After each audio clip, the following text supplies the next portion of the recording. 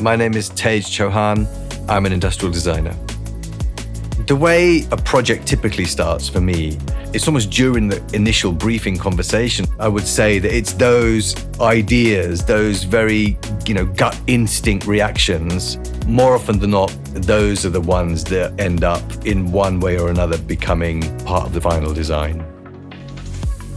For DiaStar, it was really interesting because I already loved the design. I think my first feeling was, okay, what can I bring to that party? I was looking at a lot of AI-generated images, futurescapes, interiors. I'm really interested in how science fiction is represented on screen, all the way from the 60s up until now.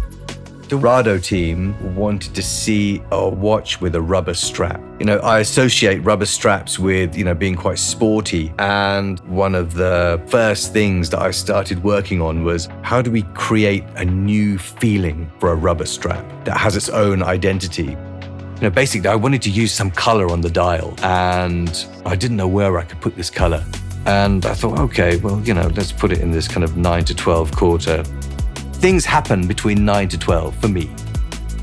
And each day has a different color representing the way I see the week. My week starts and we use cool colors, greens and blues, can eventually kind of heats up until we hit the weekend and we start using some neons. I know when a product is done when I get the goosebumps, I get the feels. And I think my gut reaction was, wow, the silver looks good. When I put the gold on, that's when I got the goosebumps. In my mind, I have this category of something called a design watch. I didn't want this to be like a design watch. What I really want to retain is a very clear feeling that this is a precision instrument for telling the time. And one of the drivers for me designing anything, especially something like this, is that I've got to want to wear it.